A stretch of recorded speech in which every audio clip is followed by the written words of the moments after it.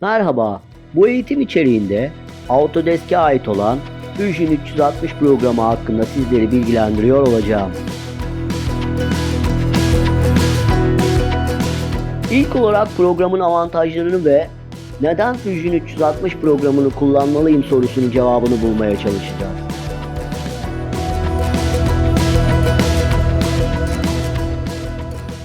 Fusion 360 yazılımı, tasarım, üretim ve mühendislik geçerliliği olan kullanıcı dostu bir arayüze sahiptir.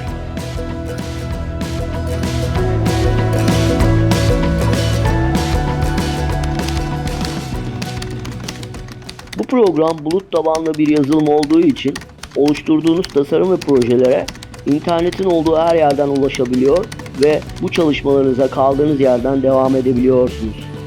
Yani ekstradan bir depolama birimine ihtiyaç duymuyorsunuz.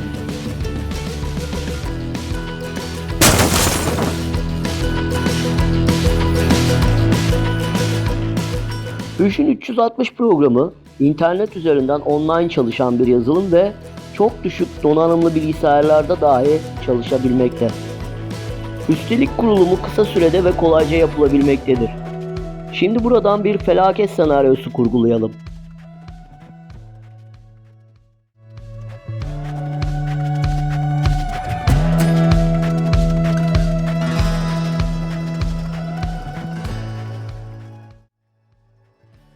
Bilgisayarların yazılımsal ve donanımsal gelişimleri bizlere birçok konuda daha kaliteli, daha hızlı ve konforlu süreçler yürütebilmemizi sağlamaktadırlar.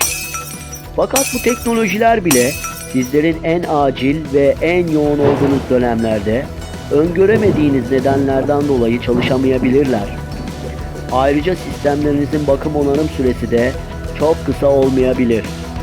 Bu ve benzeri durumlarda donanımsal olarak oldukça kötü bir bilgisayara yazılımınızı tekrar yükleyerek ardından çalışmalarınıza kaldığınız yerden devam edebilirsiniz.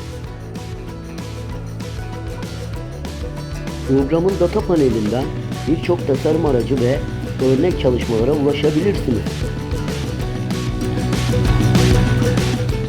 Öğretmen ve öğrenciler bu yazılımın eğitim lisansına ücretsiz olarak erişebilirler.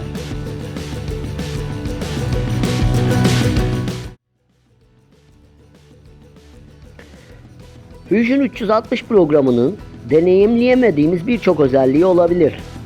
Son olarak bahsedeceğimiz özellik, bu yazılım aynı ortamda tasarım, animasyon, simülasyon, CAM, teknik resim oluşturma gibi birçok süreci bünyesinde barındırıyor olmasıdır. Özet olarak Fusion 360 programı, bilgisayar destekli tasarım, üretim ve mühendislik yapmaya olanak sağlayan bir yazılımdır.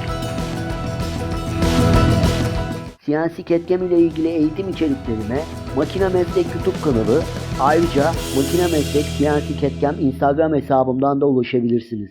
Hoşça kalın.